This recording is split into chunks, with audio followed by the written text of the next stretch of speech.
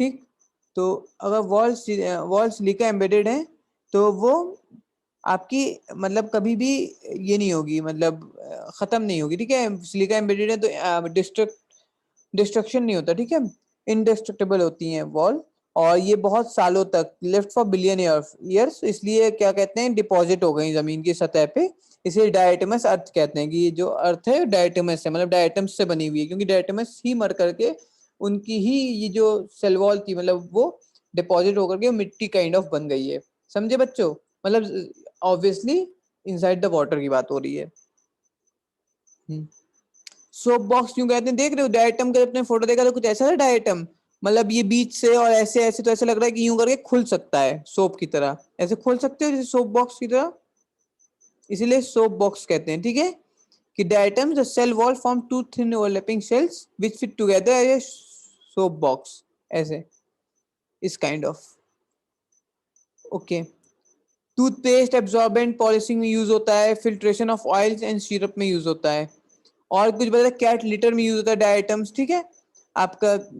Okay, बॉन्सोई tree को यहाँ पे, बॉन्सोई ट्री जानते थे, जापान वाला ट्री जो काफी ओल्ड होता है लेकिन छोटा रहता है, इसकी जो ये आपकी ये जो मिट्टी है इसमें यहाँ पे यूज होता है ये आपका ये डायटम्स, ठीक। ओके। सो यहाँ पे आपके डायटम्स और डेस्मिड्स खत्म होते हैं, और ये मतलब क्राइसोफाइट्स खत्म होते हैं। इसके बाद आता है तुम्हारा डायनोफ्लैजिलेट्स। डायनोफ्लैजिलेट्स क्या करता था? डायनोफ्लैजिलेट्स जो होते हैं ये एक तरह से ये भी यूनिसेलुलर होते हैं, मेराइन होते हैं, बस फर्क क्या है, ये हरे नहीं होते हैं, ठीक है। ये फ्रेश वाटर में पाए जाते हैं, भी पाए जाते हैं, वैसे मेराइन में पाए जाते हैं। ओके। इनके पास दो फ्लैजिला होते हैं। ओके। फोटोसिंथेटिक या मिक्स ट्रॉपिक, ठीक है, दोनों तरह की होते हैं, फोटोसिंथेटिक होते हैं, मिक्स ट्रॉपिक होते हैं, मतलब दोनों तरह का वो कर सकते हैं। हाँ, 1500 से ज्यादा स्पीसीज रिपोर्ट की गई हैं। सेल वॉल जो होती है इसके पास, इस पे सेलुलोज प्लेट होती है ऑन आउटर सरफेस पे, सेल वॉल की सेलुलोज प्लेट होती है इसकी। तुम लोग ने याद किया था प्रोटिस्टा में किसी पे सेल वॉल होती है, किसी पास नहीं होती थी, यहाँ पे सेल वॉल है, और इसके पास सेल वॉल जो है उसके किसकी है, सेल्यूलोज प्लेट की है। सेल्यूलोज क्या कहाँ पे होता था सेल वॉल में, किस ऑर्गेनिज्म की होता था, कौन से किंगडम में आता था सेल्यूलोज जनरली? वैसे प्लांट में, है ना। ओके। इसमें एक जो red tide in harbour Japan है, जापान का हार्बर है जहाँ, मतलब जहाँ फिर जहाँ शिप डॉक होती हैं, ये जो देखो ये जो रेड रेड दिख रहा है ये क्या है? डायनोफ्लैजिलेट्स हैं। और डायनोफ्लैजिलेट्स में भी कौन सा है? गोनोलेक्स, ठीक है। मतलब रेड टाइड कहलाता है, कि ये रेड टाइड देता है, ठीक है। रेड टाइड पूछेगा तुमसे रेड टाइड कौन प्रोड्यूस करता है, तो आंसर सिंपल सा है कि डायनोफ्लैजिलेट्स करते हैं, और गोनोलेक्स जैसे कि कुछ और एग्जांपल भी हैं, जैसे क्रेनिया है, डायनोफाइसिस है, ये सब भी एग्जांपल्स हैं। जो अलग अलग बात है कि ये सब एग्जांपल एनसीईआरटी नहीं दी, सिर्फ गोनोलेक्स दिया होगा एनसीईआरटी ने एग्जांपल रेड टाइड का। ओके। तो गोनोलेक्स जरूर याद रखना है कि रेड टाइड देता है। ओके। या ये मतलब मैंने ये क्यों बताया था तुम लोग को, शेलफिशेस और मॉलस्क क्रैब याद आ रहा है कि मतलब लाइक वहां पे खाए हुए जाते हैं थोड़ा सा।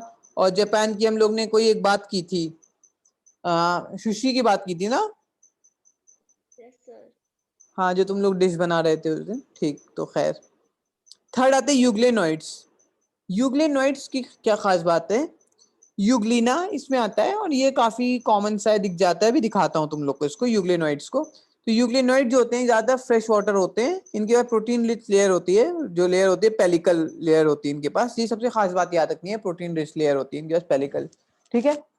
दो फ्लैजिला होते हैं, दो फ्लैजिला पहले भी थे, अब भी दो फ्लैजिला, एक शॉर्ट एक लॉन्ग, सामने दिख रहा है। ओके, लॉन्ग वाला। ओके।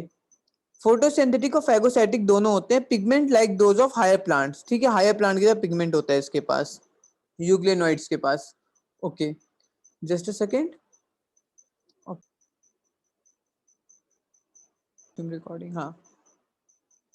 तो जो यूग्लेनोइड्स हैं ये शेप चेंज करते हैं। ओके।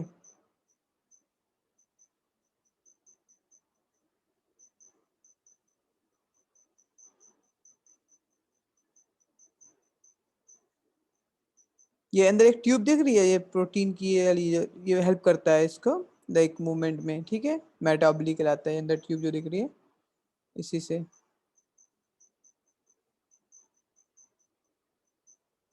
और सरफेस पे रिजिड सरफेस मतलब बनाए थे पेलिकल, ठीक है, जो कि स्ट्रक्चर्स हैं प्रोटीनिशियस होते हैं। ओके, और ये यूग्लिनोइड्स यहाँ पे आपका ओवर होता है। कि इनकी क्या इंटरेस्टिंग कहानी थी कि ये जो होते हैं ये बहुत खतरनाक से दिखते हैं, मतलब देखने में खतरे से लगता है, लेकिन इनके पास ना मेमोरी होती है। क्योंकि इसके बारे में हमने जाना था, ये स्लाइम मोल्ड्स होते हैं, पहले इनके बारे में क्या लिखा है, सेप्रोफाइटिक प्रोटिस्ट होते हैं, मतलब सेप्रोफाइट होते हैं, ठीक है।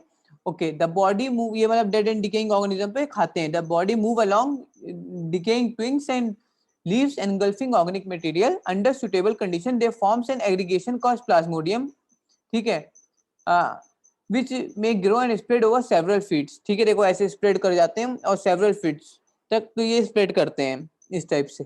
ये एक ऑर्गेनिज्म है। ओके, बहुत बड़ा दिख रहा है, ठीक। अनफेवरेबल कंडीशन में क्या करता है कि Plasmodium differentiates and form fruiting bodies bearing spores eight there tip, मतलब ये डिफरेंशिएट करके जो ये है ये क्या बन जाता है एक तरह से मतलब मैच्योर वाले डिफरेंशिएशन क्या होता है, कोई चीज मैच्योर होकर के ना फाइनल स्टेज ले लेती, डिफरेंशिएट कर लेती है और क्या बनाए फ्रूटिंग बॉडीज बना लेती है, इस पे स्पोर्स होते हैं, ठीक। इस स्पोर्स के पास ट्रू सेल वॉल्स होती हैं, तो मतलब ट्रू सेल वॉल एक तरह से ये अपने आप को उस कंडीशन से बचा लेगा, मतलब कुछ टाइम तक, बहुत सालों तक जिंदा रहेगा, लेकिन डोरमेंट रहेगा, ठीक है, डोरमेंसी की स्टेज चला जाएगा। They are extremely resistant, survive for many years even under adverse condition. The spores are dispersed by air current, और स्पोर्स जो है वो एयर करंट हवा के थ्रू एक जगह से दूसरी जगह पहुंच जाते हैं, स्पोर्स जो इसके डिस्पर्स हो जाते हैं, ठीक।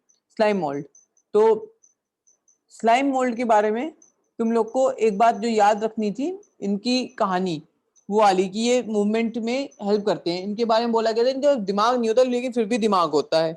ये कैसे प्रूफ हुआ था, मतलब इनको एक बार पेट्री डिश पे हम लोग ने ग्रो किया था, तो हमने क्या पाया कि ना ये यहाँ से मतलब उठाए गए हैं, मान लो ये वहां से उठाए गए जापान की टनल्स से, तो जापान की टनल्स का इनको नक्शा मालूम था, मतलब ये ना उसी टाइप से मूवमेंट दिखाते थे, जो जहां जहां मूव करते हैं वहां ये अपना इम्प्रिंट छोड़ते हुए जाते हैं, ठीक है, एक तरह का नक्शा बनाते हुए जाते हैं।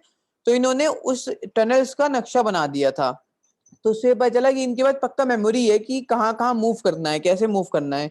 तो ये एक तरह के बहुत ही ज्यादा अभी भी ऐसे ऑर्गेनिजम्स हैं जिन पे स्टडी करनी बची है, रिसर्च का टॉपिक है अभी ये। ओके, स्लाइम मोल्ड्स, ओके, काफी खूबसूरत है। वीडियो देखी थी तुम लोग ने, नहीं देखी थी स्लाइम मोल्ड्स की?